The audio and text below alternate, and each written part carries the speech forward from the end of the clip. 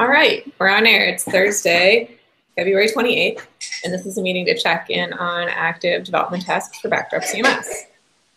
So before we get into our to-do items, there is an update from the PNC this week. We had a vote on policy for security releases, and it looks like everyone who has voted has agreed, and we have a majority, so the vote is passed, that we will maintain releases for the last two versions of Backdrop, two minor versions. So that means that if a security release comes out tomorrow, we're going to issue a security fix for 112 and 111.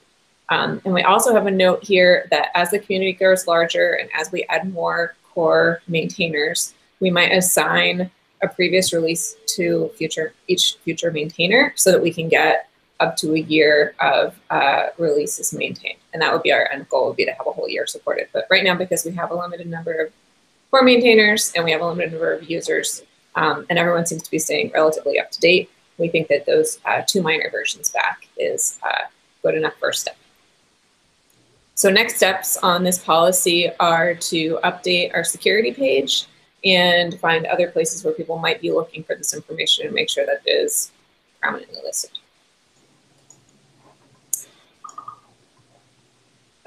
We have a new member of our community. K.S. Thomas has requested a maintainer application for Contrib, and it looks like they're making new modules for Backdrop, so that's pretty exciting. We have two new contributed projects since last week. QuickLink and Better Search Block are both now available with stable release. And QuickLink can be considered a new one because it doesn't have a D7 counterpart, it's a D8 only module. Ah. Yeah. That's great. Did you make that one? No, Herb did. Thanks, Herb. But I requested it. Does that count? Yeah, that counts. All right, so moving on to our websites, backdropcms.org. The only issue here I have highlighted is the need to update the security page. We have a bunch of other stuff that we need to figure out for our backdropcms.org site. We talked about it in detail in the design and user experience meeting last hour. So if you're interested in watching that, you can, but nothing new there. Forum site, we've been having a flurry of new people who are interested in joining the forum, which is fantastic. I think because Drupal sent an email out earlier this week announcing the Drupal 7 end of life date. And so I think it's been a little bit of a motivator for everybody to figure out what they're going to do next. I'm really happy that they found Backdrop and that they're trying to participate in the forum, but it would be really great if we could turn off moderation and let people just create their own accounts. Unfortunately, we've been having a ton of spam accounts that create accounts and then post spam content. And so right now we've got it set up so moderation is on. Our current workaround tells them to email info@backdropcms if they would like to get their account unblocked. And we've had a handful of people do that. But I would imagine there are probably a bunch of people who just decide to give up at that point, and it would be great if we could get our spam problem sorted out.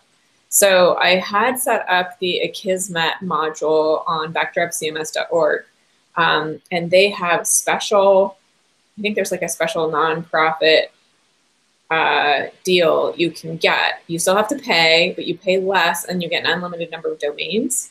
And so I think that if we started paying for that service, we could add our other sites like the forum site, the API site, whatever other sites we may need in the future in order to get that spam issue under control. However, Nate knows a little something about spam, and he might have other thoughts on how we can help mitigate this problem. Right now, our site is currently running Honeypot, Antibot, and CAPTCHA, and it's not enough. Yeah, and we are also, we stopped using for forum we started sort of like requiring someone to approve new users, which is causing a problem. Like, at least we need to have a dedicated group of people that react. If there's some way that we can send notifications out, like email notifications that there's new sort of like pending applications. I thought that maybe we could do something with the rules module, though I've not tested anything as such. And I volunteer myself to be one of the people that are going to be reacting to those. Yeah, my thought had been, well, first I guess we need to identify the kind of spam. Like it hasn't been clear to me at least whether or not it's human spam or robot spam, you know, like it, or if a human is doing the initial setup and then telling the robot, you know, here's my credentials, you know, go at it, you know. So I think establishing the kind of spam that we're getting, it would be like that's necessary initially. Akismet will only work, it won't really work well for new applications, I don't think, because it's like as far as I know, it's like a text analysis tool. But it also has a big blacklist. Okay. Do you think that's what we're missing is a big blacklist?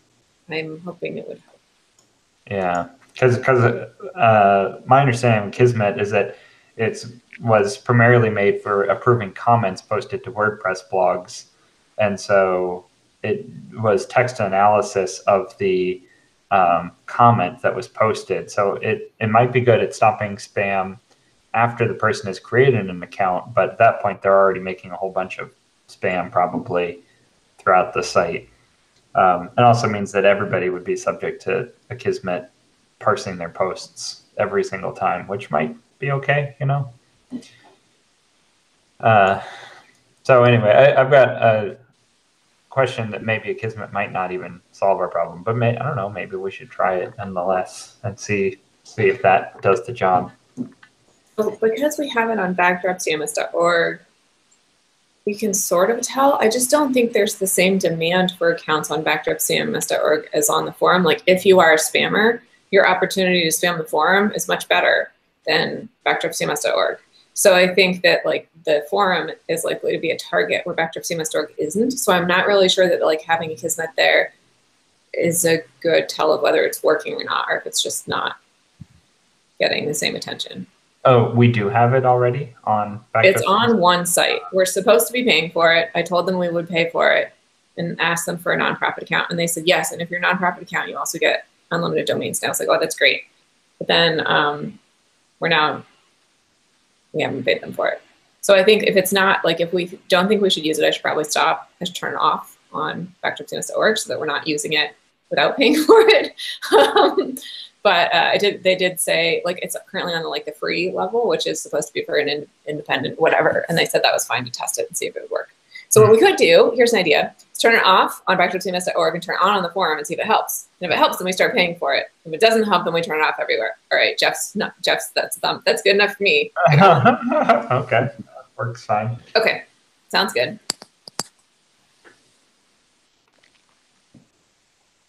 All right, next on the agenda, translation site. Olaf is here. Do you want to give us an update? I'm not sure. So maybe not really an update, but a question. Because we did some more work, and I think we're in a state now where we can think about when we want to use it really in the sense of linking to it from the installer and so on. And I'm not sure which criterion is important for it. Is it the number of languages? Is it functionality? And so on. So I'm open to ideas. Because let me tell, we don't have many languages now. But for these languages, it's already important because the strings in Backdrop are getting more and more. And if you go to Drupal.org, you get only the Drupal strings. Yeah. My preference would be to change as soon as possible. Because just showing people that we have a language server, I think is going to be a huge benefit, even if there aren't all of the languages there yet, or the one they're looking for isn't there yet. And if they know it's there and they see that it's missing, that might also be a spur to get them to contribute or volunteer to maintain a language. So I think that would be, as soon as you're comfortable with it, I'd be happy to switch over. Okay, so maybe so you have a point here that says as soon as the automatic generation of language files is working. I think that might be the trigger. Mm-hmm. Yes. Joff, could you give a quick update about the automatic generation of language files? So what do you guess? When could we get it ready? Yeah, I have a script that will grab the latest backdrop and run the DrushPodX and get the release files, and then it will create a translation release on the translation server. I need to extend that so that when it creates the release to also populate the file field that takes the PO files that are generated from that other stuff. So that's where I'm at with that. And then once that's done, I need to have that run on the server system cron, which I'll probably have to cooperate with Justin to get that part hooked up. But once I have the stuff, I'll tell him what I need to be hooked up, and he can probably do that pretty easily. Mm-hmm. And I remember there were some open tasks. So you said I have some to-dos. And what do you think? Because, for example, I, beginning from Mondays, I'm away for 2 weeks. And maybe we could try to have it ready after that, or to test it after that. So that could be a goal. What do you think about it? I think that's a great idea. I just depend on what kind of free time I can come up with. I did the initial push, I think maybe 2 weekends ago, and I haven't been back to it since. This coming week, I have my company co-working week, so I'm probably not going to have much time at all. Mm-hmm. But maybe the week after that, I could get to it. Okay, sounds good. But it is my top backdrop priorities to work on that and finish that. Okay, great. So let's test it then. If it's ready to test, and when it's ready, so I could file an issue to change the link in the installer. And then we can also post a link on the translation server to Drupal.org for the languages who are not there.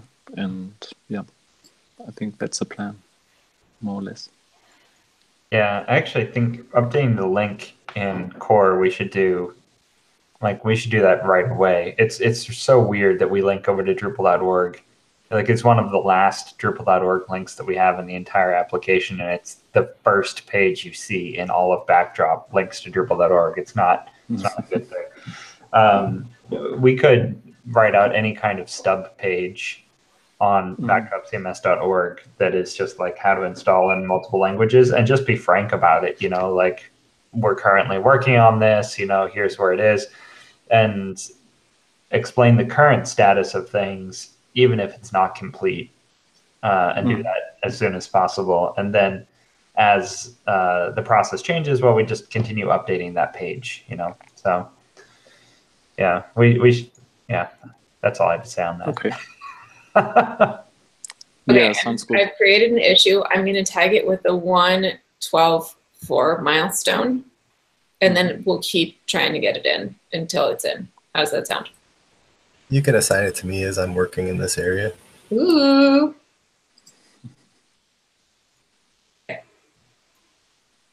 Okay.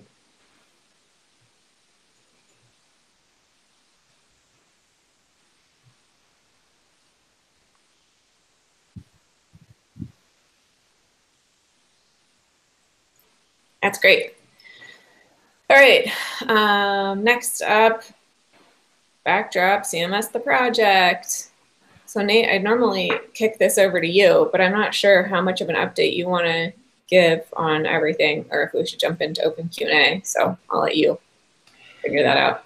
Yeah, I'll just say that we reviewed all of the items for this week. Mostly there's well, pretty much in all cases of our normal highlighted things. There hasn't been any activity, with the exception of some more RTL issues and more RTL pull requests have been created and filed, which is fantastic. But other than that, all the items we normally would mention, they don't have updates. There are 8 RTBC issues to for me to be going through, I guess, and Jeff too. That would be awesome. So there has been some activity for sure, just not on the things that we normally bring up. So I'll probably just say, yeah, let's skip over that section for today, and yeah, just go right into Q&A. So, does anybody have any questions or anything they'd like to discuss? Well, there's a bunch of great stuff in the agenda. Okay. So I'm not sure who added these, but does anyone have start off point for contrib squad and security squad? No, I added most of these. So we had discussed in the past that the fact that once you become a member of that contributed group, you have, in theory, not in theory, in practice, you have access to push in every project, but sort of like we have it as a sort of like ethical behavior not to do unless you're a maintainer. And then we discussed that there's a lot of cases of people that are just doing the initial ports of the modules, but they're not interested in maintaining them thereafter. So we discussed about a sort of like a scheme that will benefit the way that we work, because we are a small community still, and that we could sort of like crowdsource the support, the maintenance of some of these modules. If we had a group of people that were knowledgeable enough to sort of like cross-port updates from various modules, and recently it came up that maybe we should also have a subgroup of this group that is doing security updates. It came up with a few modules, like, so for example, was Focal Point, which had not been updated, although it did have a security release a few weeks ago. So basically, in the company, the agency that I work for, I am sort of like a security release monitor and alerter person. So I can at the same time check which of these modules have been ported in Backdrop, and at the very least file, we're not supposed to file issues, at least sort of like be a member of the security group in Gitter and then raise those sort of like concerns. And yeah, we can keep it from there. But I would like, I know that I can't dedicate full time, so I would love it if there were other people helping as well. If we make a Backdrop contrib /security repo that is private, similar to how we have the Backdrop security repo, which is private, then we could have an independent list of a subset of the contrib members that are privy to that repo, and then we can at least record and report out when we see these modules that we know need security updates. Right now, I dump them into the security Gitter IM channel, but it's not reaching the right audience. It's not reaching the contrib maintainers. Yeah. So I think we should review our contrib policy on this to start with. One thing that I think we've said in the past is that we will reach out to the maintainer of the project that needs a release. We need to figure out what that quote reach out thing means, because if that person is already a member of the security team, they will see that notice that you put in the security channel. But if they aren't, that's where we're going to miss them. And I think that same thing will happen even if we have a second security channel that's just for contrib. And I wonder if there is enough people that don't overlap between those two groups that would be valuable to have that, at least right now. I feel like all the people who are on our security team right now are super active contrib maintainers as well, and I think that might be the right place to do that. I think maybe we just need another step that's like, when we know there's a security release for your module, we either contact you through GitHub or, I mean, I guess that's the only way we would have to reach out to these people right now, because we don't necessarily have like personal emails for everyone in the contrib group. So we just need a better process for that. Or if the release is already public, we could put issue in their issue queue. I don't know how you guys feel about that. It really depends on the release, I guess. But if the Drupal release is out, is there any danger to having a public issue in the public queue? The danger is you're drawing more public attention to it, and saying, hey, this is a specific exploit path on Backdrop. So then they know specifically to target Backdrop sites. All right. So then I think maybe we should avoid that. I think so. But yeah, I think we just need to figure out how to contact these people.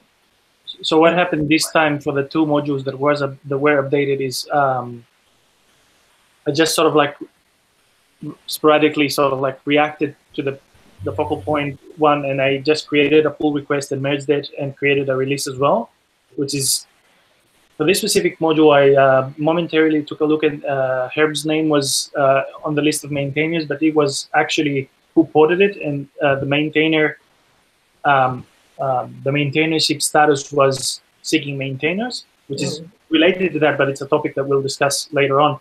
And then I noticed that Latin, which was it? Which module was it for? Rabbit Hole. Rabbit Hole. Yeah, he didn't even make a pull request. He had just made a commit directly. So there was nothing sort of like public. Although, as I said, my pull request was there for like a minute or maybe a few seconds. Yeah.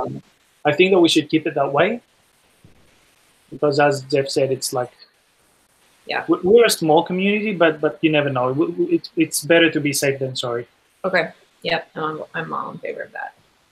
Yeah. As part of that, I officially request to be joining the security Gitter channel. Okay. So that Jeff's dump of links do not go to waste. Okay. Are you in there? Did you get an invite?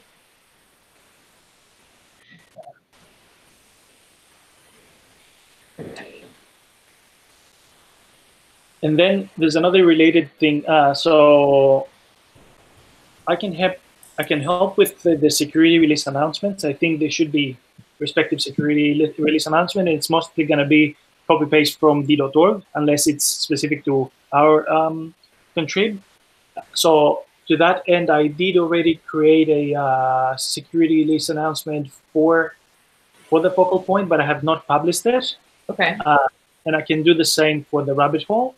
It's just that I need some clarifications on our policy with regards to the sections that we have for who reported it, who fixed it, and who coordinated it. Do we leave the respective d.org users as sort of like credits?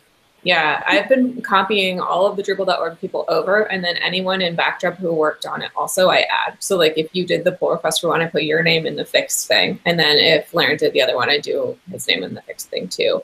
And if there's someone else, like usually Tim helped me figure out like how to create issues and stuff. Last time I added him to the coordinated list as well. So just if Jeff was the one that pinged you, you might throw him in the coordinated list, or whoever's involved in getting those releases out, make sure they get some credit for it. So I understand the report and the fix bit, but coordinated is what? It's a little loose. I like to give anyone who is involved credit. So that's a good place for you to throw them in, like because they're helping you, even if they didn't write a pull request. Or when I was reading it, I had the fact in my head that we coordinate the releases with d.org. So I thought that it was for that purpose, but it makes sense now. Okay, cool. Yeah, so, I mean, I think because everybody who was involved in the Drupal thing should already get credit in our other areas, leave the Drupal people in the coordinated list, but then add whoever else in Backdrop was helping too. So just, we shouldn't be leaving anyone off who was involved in the Drupal thing, but add anyone who you think deserves credit for helping with the release. Of course. Yeah. So my other concern is this: we seem to be coordinating security releases with Drupal security team when it comes to core, but we do not do that for contrib. So I think that this is subject to the criticality of the security releases, but we sort of like have a gap there. And we do that reactively instead of proactively.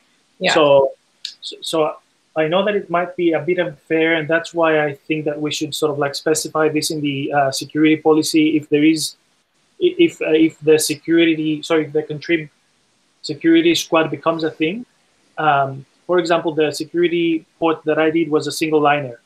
So in these cases, it was pretty straightforward. It was just a function that it had a Drupal something name and it needed to be changed to backdrop something name.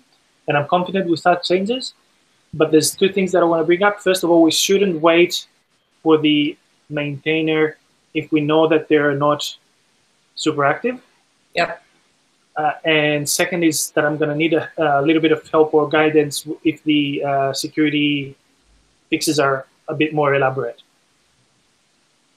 Yeah, and I think that's totally fair. I saw that you guys were working on those, and I was like, oh no, there's a whole bunch of Drupal security stuff out. Oh, Jeff's got it. Oh, okay, people are helping him. Okay, it's fine. And so I didn't get involved because I had other stuff going on. But if you had been like, help, I can't figure out what, then I probably would have been like, okay, I can help. But it looked like you guys had it under control. So yeah, as I said, it's subject to the criticality of the issues, and we are a small community, so the window, the spectrum of sites being affected is rather small because the respective contributed modules are installed in less sites, but nevertheless, we should take security seriously. And yeah, I love it, and I would love it if we could document all of this stuff too. Like, I don't know if our security page is enough to put, like, maybe we should have like a separate page for like, you know, contrib security, where like on the front page we can just put the, you know, whatever overview, but then the details of like how we actually handle it when it comes out, who to contact, how to get in touch, how to, you know, all of the details that a contrib maintainer might need. I would love to make that much easier for them to get at, or for somebody who's evaluating, like, am I comfortable being a maintainer of a project? What do I need to know? Or someone who's just looking at Backdrop as a whole, like, how do they handle security? Just making sure we're very public about the process so that everybody, there aren't any. Yeah. A thing to note as well is that most agencies, I think, are moving towards automating the patching process, and the agency that I work for is also looking to move towards that. But in the meantime, if we have people among the Backdrop community which are responsible for updating their sites, these are good candidates to help with us as well, sort of like even notifying us, even sort of like being active and saying, hey guys, you know, the security release is up, it's critical or high critical, we should sort of like get things going. Yeah, and that's part of my job too, is every week I have a task for like 7 sites I'm maintaining to like go and check all of the modules. So I tend to find out about them. I was like, well, I have like 7 sites to update, so I hope that you guys have Backdrop under control, which you did, which is great. But yeah, so I definitely think like the more people like me who's in their daily job is like checking on that, who we get involved in this, the better. I don't know, Jeff, you seem to always be super on top of everything too. I don't know if you have the same job or if you just get the email and you're like, oh yeah, I read all the emails, but. Yeah, I get the email from D.org, and I just glance at the subject lines because they're very clear about which things are affected, and I have a pretty good knowledge of which ones are in Backdrop already. That's great.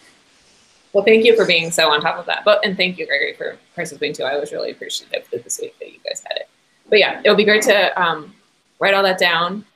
If there's anything we talked about today that you guys think like needs a PMC decision, like around Bug Squad or how to do contrib security. Where is like Gregory and or anybody who needs to request help when they deem an issue, you know, beyond a one-liner or something? Yeah, I mean, I think like, well, I guess in the security channel, if we add Gregory to the security channel, that he's in would there be now, and that would be the first place to go and be like, hey, there are all these, because you can say anything in the security channel and it's safe. I would say, like, if there's no one in there and you're like, there's a release that needs to come out today, you could, in the public channel, say, hey, does anyone have time to help me with a security issue? But not like go into what project it's on, exactly what the details are, whatever. And then if there are people there, you could go into like a private chat or something and try and get help. Great. Sounds good, yeah. I have a question about the coordination with the Drupal security team. So did I understand correctly that they only coordinate with Backdrop regarding core, but not contributed projects. It's also some contrib modules that are in Backdrop core, like views, we get heads up on every now and then beforehand. But there are a lot of contrib modules that we don't find out about until after they're released. Yeah. And is there a special reason why there's no coordination for all the contrib modules, which are getting more in Backdrop? So I think it boils down to the fact that the Drupal security team is sort of busy. Not busy, but they're the ones that are reaching out. They're sort of like the core team, and then the others are sort of like outsiders, quotes, and then it would be another sort of like overhead to try and reach out the contrib in Backdrop.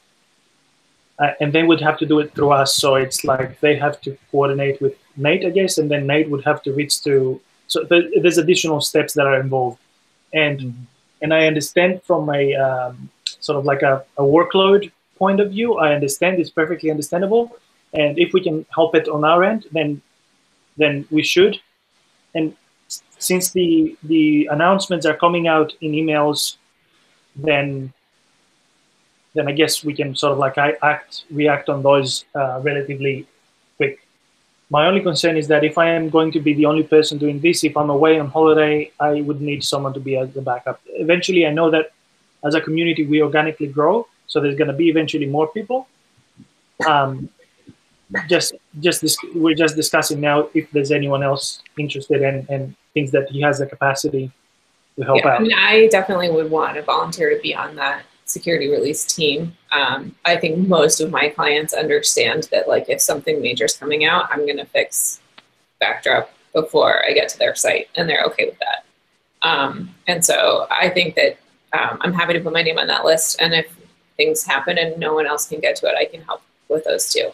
I think what's super helpful for me is to have Jeff just like point out, like, hey, we have these 4 modules, which sounds like you already have all that in your head, which is fantastic. Because I saw the list and I was like, oh no, there's like 8 things in this list. And then I realized, oh, a bunch of them are like Drupal 8 only. And then we didn't have some other. So it was like, oh, okay, it's not nearly as bad as I thought it was initially. Which I thought was great just to have that like initial, like, hey guys, this is what happened today. This is how it affects us. And then from there, the amount of work left to do, I think, like, you know, you were able to do a lot of it, Gregory. Laren was able to help. I'm happy to put my name on that list. I think we could have a collection of people who are like, we're available on any given day, ask, right? I might be available in general. I may not be available yesterday, whatever it is. And I think if we can get enough names on that list to be sort of on call, then we'll always have someone around when needed. Yeah, put me on the contrib list too, please. Okay. Yeah. For what it's worth, Gregory, usually I ping the maintainer of the module too to see if I can just point them in the right direction and get them to do it. I think you made the right call on Focal Point since it didn't have an active maintainer, but just FYI, it's a matter of process. Yeah. Loop them into it. Yeah, I mean, even if you saw like Herb dual ported it but wasn't actively maintaining, he would still be a good resource for you. Like if you needed help, he's probably the one who's most familiar with that project. So, and I found that too, or sometimes be like, oh, no one's maintaining this module, but like I need to work on it. And if I contact the person who ported it, they're, oh, I'm not using it anymore, but this is what I know. And you're like, thanks, that's all I needed. And that sometimes is yeah, there were a few factors in this case which were sort of like worked to my benefit. The fact that it was a single liner, the fact that there were no other commits in the respective Drupal module beyond that for years. So it was sort of like a simple case, so to say. Nevertheless, this is why, if you saw my comments in Gitter, it was sort of like I hastily or panically reacted, and then I was, oh, sorry, Herb, sorry, I stepped on your toes. But yeah, I think that keeping process is good. How do you usually do it, Jeff? Do you actually PM them on Gitter? I usually start in the security channel, and then in the case that I have already chatted with the maintainer, I will do a direct message to them in Gitter. And that sometimes is successful and sometimes not. How long do you usually sort of like wait before you? I don't know. I have enough data to say how much I usually wait. I would say in most cases, the maintainer just fixes it. Okay. That's good to know.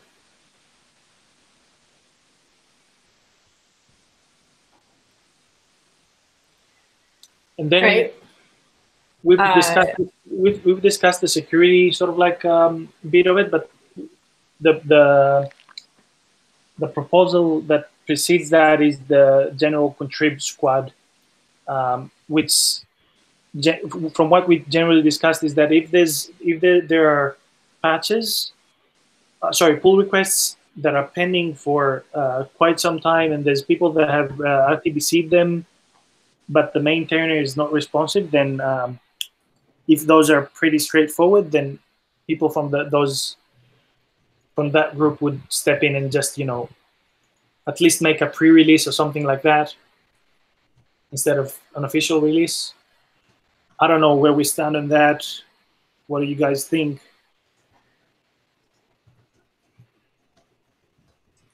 I mean, would it be an opportunity for the backdrop contrib to sort of like shift the whole mindset into a sort of like more crowdsource situation when it comes to maintaining modules, instead of appointing specific people and, you know, have them be their babies, so to say? There's some real danger, though, to having like a crowdsourced contrib project. It's a real easy way to like lose focus and make sort of a mess of everything. So I think having like our general philosophy of like, you maintain the module, maybe it's one person, maybe it's two people, whatever, they're officially the maintainers.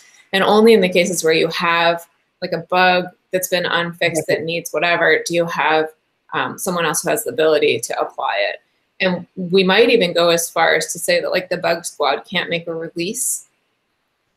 So that if you're like a contrib user and you're like, I don't know how to apply a patch or pull request or whatever, you can just download like latest head or whatever, like download the tarball from the project, and then that way it leaves it up to the maintainer to decide like, okay, I've looked at these bug fixes, they're totally fine, or I need to make some changes because the user interface isn't how I wanted it, or whatever it is, in order to get that sort of second set of eyes on it.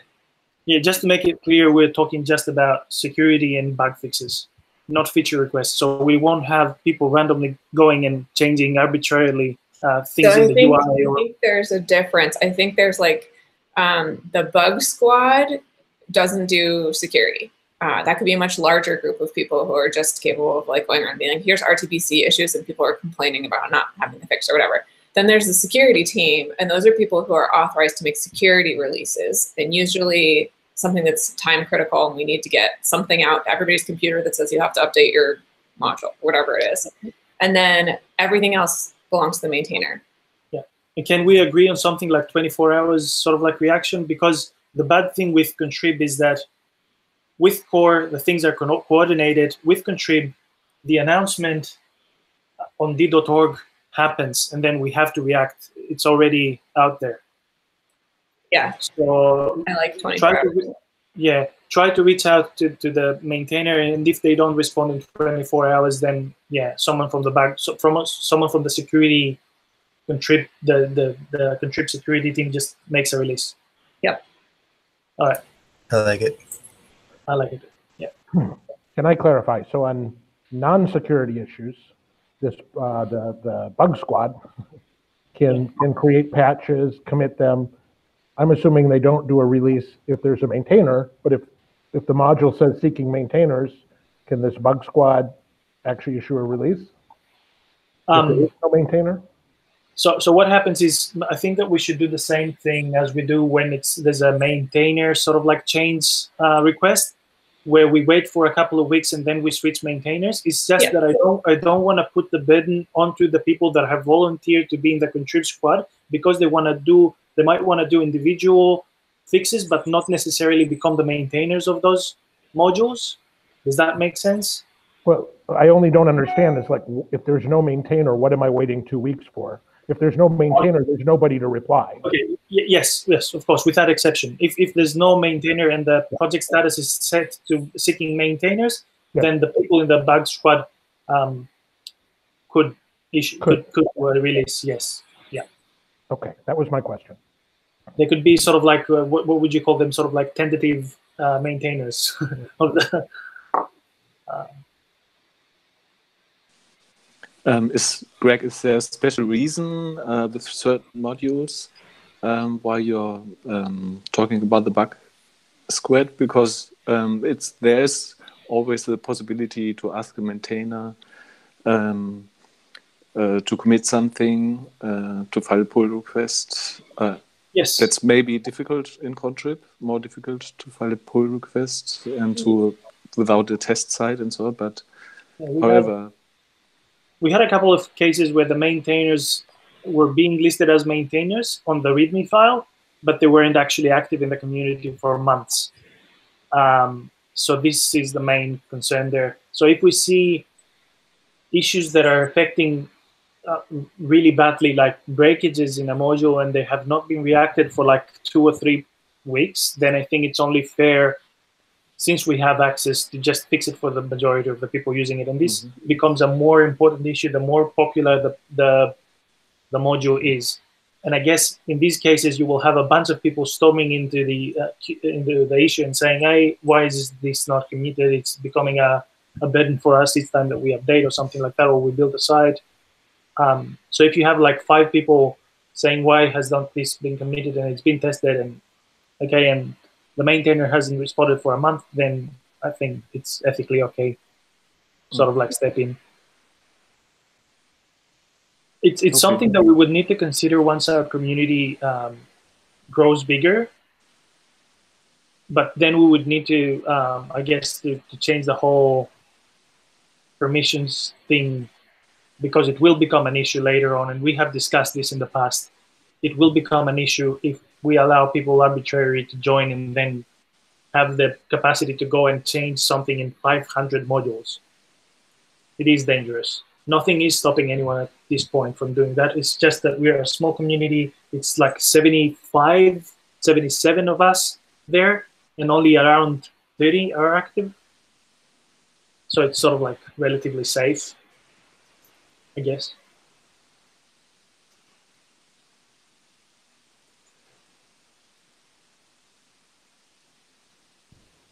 The other thing that we can do is we can sort of like stop things in the b.org level.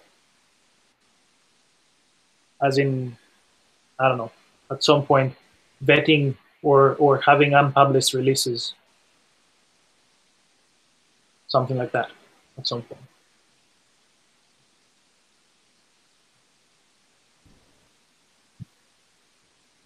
Okay. Okay, next subject is the security announcement procedures, which is what we discussed already. All I needed to know is like, there's at least me, Jeff also has access, Jen also has access in b.org, so we can be drafting security announcements and then have someone review it if possible and just release it. I have already created one. It just needs a little bit polishing for the focal point with regards to the mentions, the credits to the people. I'll publish that, and then I'll also create one for the rabbit hole module and publish that one. I'm going to add some help text onto the essay node form so that anyone else who gets into a situation where they need to create a security announcement will have the answers to the same questions right there, where it'll say copy values from whatever. And I think that'll help people. Yeah, and there's another sort of like step to things. Not all contributed module maintainers necessarily have admin access to the release nodes in b.org, which does not allow them to set the release as a security release. They have to request it from one of us, which I don't mind. I can do that. But I would like to know how this problem is being solved in Drupal.org, and I found a couple of modules that sort of like we can use them to, they use user reference, so we can assign specific maintainers like b.org users to specific projects. And then there's a node reference access module, which could allow the users that are being referenced from the project node to also have access to the project releases for that. Does that make sense? So that they can go, they'll have the ability themselves to go and mark something as a security release. Sounds good. But these modules have not been ported yet, so we need that's step one.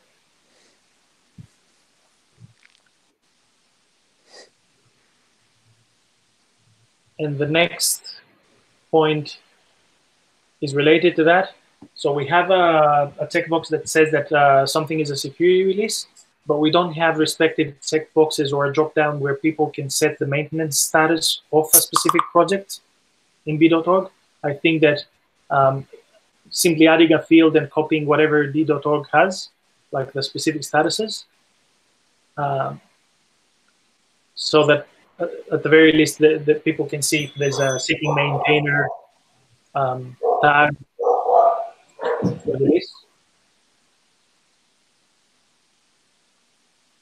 And I'm not sure if this should be communicated to people from within the project browser. So when they look up modules, should there be a sort of like status indicator for the module that they're installing, as in this is seeking maintainers, or would we like to avoid that? What do you guys think? Are you talking about like a module that is only seeking maintainers, like it has no maintainers? Yes, yeah. Okay, because like some of my modules are like I'm maintaining it, but I'm also seeking maintainers. Oh, okay. But I see your point. I see your point, though. It could be good to give give those people that information if it is not maintained.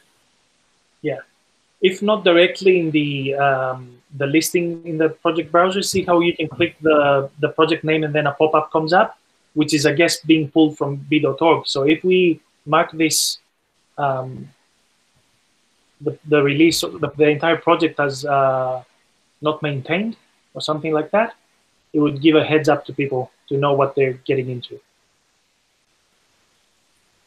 I like the theory of it. I'm not familiar enough with Project Browser to understand the implementation, and I just don't have experience seeing the screens you're describing.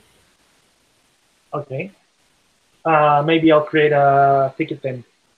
But I like the idea of giving the people more information. Yeah.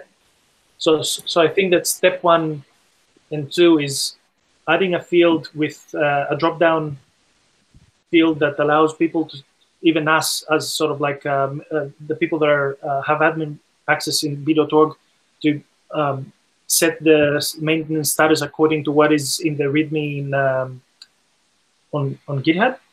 That's step 1. Step 2 would be port these modules and allow maintainers to do that themselves.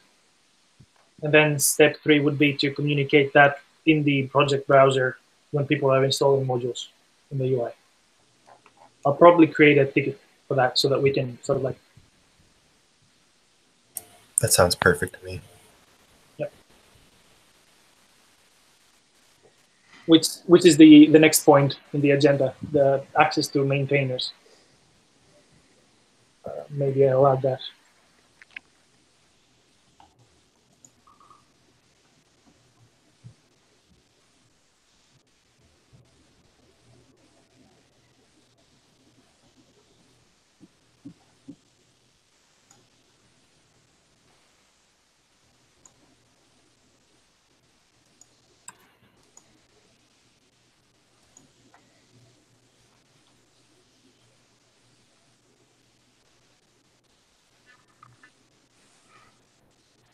So this next point is interesting.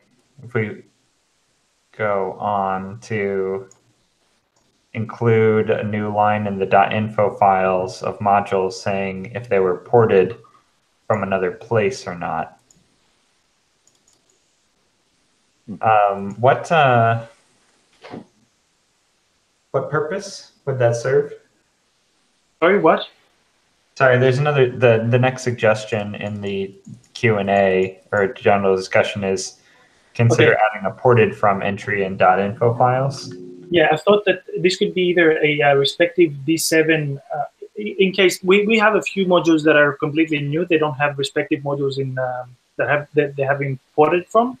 But for the majority of them, if someone needs to pick up on the module after the initial port, they need to know at least which version it was ported from or the last commit that it was branched off. Because some of the modules have been ported like 2 years ago, and in the meantime, the respective contrib module has had a few commits. So this is sort of like with each release, we would be updating a ported from and maybe I don't know, I don't know what we would call that entry, last sync point or something like that, so that we know up to what version or commit in time we are in par with the respective D7 module. Yeah. I know that some of because we have more freedom, some of these modules sort of like make their own way when they get into backdrop land, and they might deviate from whatever is being done on the respective D7 module, but it would be a good sort of like indicator for people that want to pick up the maintenance of the modules to know that, hey, you know what, up to this point, I know that all the previous commits have been merged in the module. For example, I saw that we've merged use into core, but I was comparing the interface for something unrelated to that. And I noticed that the D7 views have a random order for displaying the results. We don't have such an option in our end. And I don't know if this was omitted or if it was added at some point in views and we just missed it. But it's sort of like a regression for people coming from D7 sites. And now that we are talking about migrations, they might have a view that actually randomizes things. And when they port their sites to migrate their sites to backdrop, they would just lose that. So that's basically the point. You have some sort of like notion of where the backdrop module is sitting at compared to the respective D7 module. A date could even do, like the last time that I checked, the previous maintainer would have a way to say to the next maintainers that this is the last date when up to what date I've checked, and we are in par with D7. But it's hard to formalize, in my opinion. So maybe it's better the maintainers talk with each other, because maybe you checked the Drupal module 1 year ago, but you made then own commits which are comparable to Drupal and so on. So it's hard to say if it's 1 year ago what that means. And I think also some people began to write some information in the README files about that. So when they ported it, and also some people begin to use the same version numbers like in Drupal. That's also an indication. So, but that's only works if you develop the module like in Drupal. If you go a different way, it's very hard to tell in a string, in a date string or something.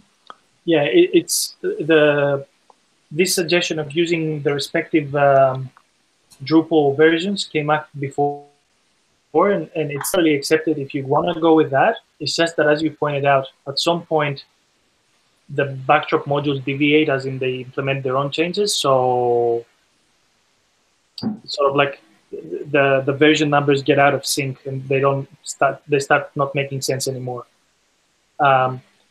It's worth pointing out, the reason why I said that suggested that this is an entry in .info is that if it is, first of all, .info entries that backdrop does not know what to do with, and it's the same with Drupal as well, they just ignore it. Like, it won't harm.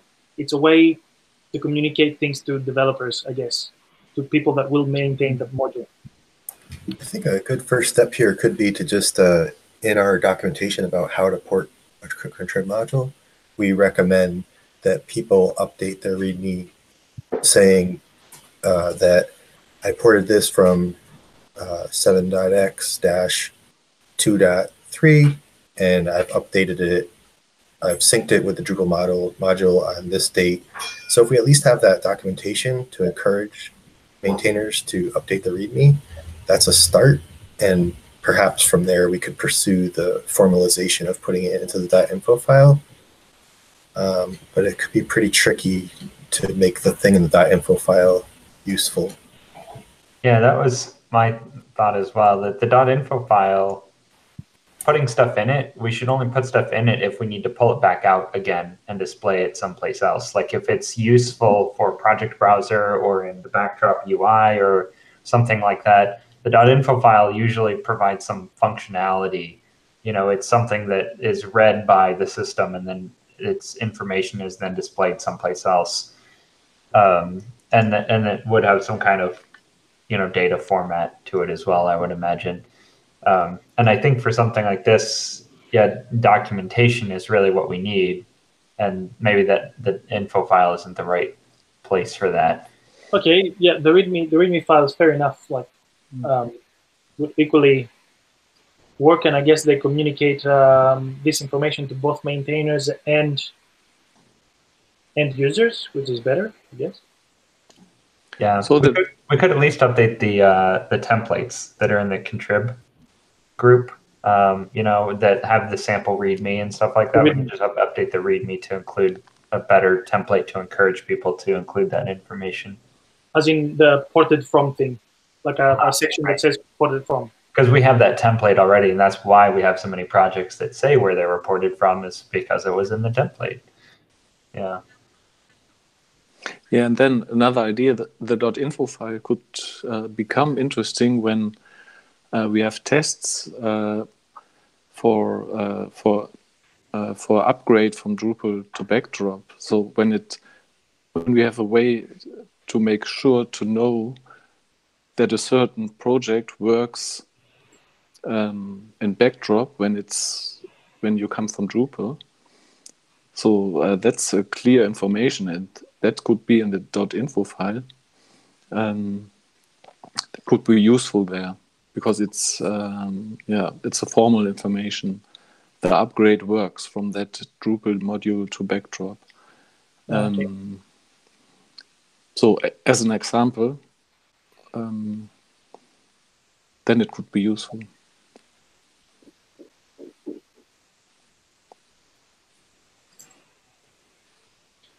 Okay. Yeah, we got one more item still, talking about DragonBot. I see Tim has dumped a bunch of thoughts into the chat channel. Do you want to say anything further about that, Tim? Sure, and we could postpone discussion till later if we want, but the quick summary, and Gregory, you put this on the agenda, so I don't know if you had different thoughts, but it's not been working for everybody for a long time. It was broken completely earlier in the week. For some reason, it seems to be back to the sort of intermediary stage.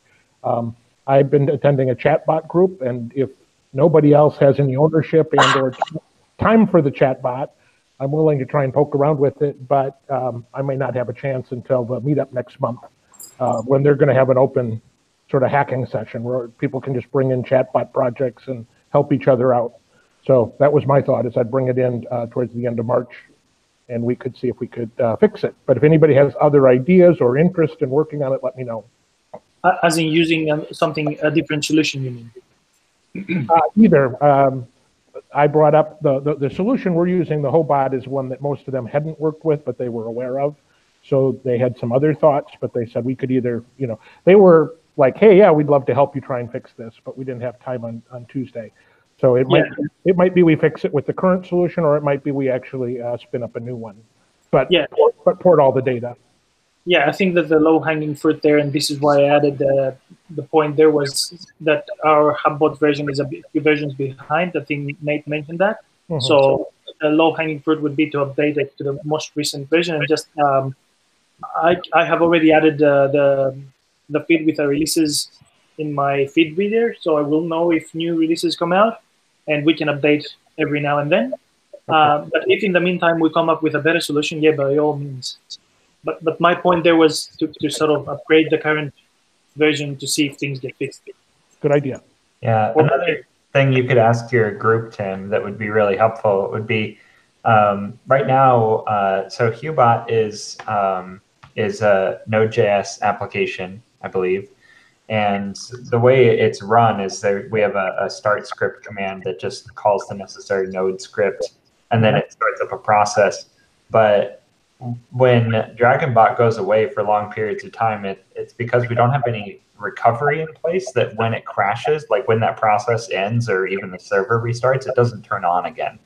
And so a lot of times when DragonBot's broken, somebody logs into the server and starts them again, you know, and just like a better logging and recovery mechanism, like for managing Hubot or any chatbot, would be useful information for us to have, and then set that up on the server. Really good. When I also just asked them about why is it not working for Gregory and not for me, and they sort of jumped to that may be the problem related to sort of self-hosting it, and that they were big fans of like putting it up on a cloud server set up for chatbots. And they had some suggestions, and they were like, we think that might solve that problem. But interesting. Okay. How much are those things? Well, there are some free options. So. Yeah, I know a lot of people use Heroku for stuff like this, which is free for a couple of accounts. Okay, well, let's wrap it up for today. We're way over time. So thank you, everybody, for joining us today. Thank you, Jen, for leading the meeting again, and everybody for the great discussion. So thanks all. We'll see you guys again on the internet and next week. Okay. See you Bye, guys. folks. Everyone.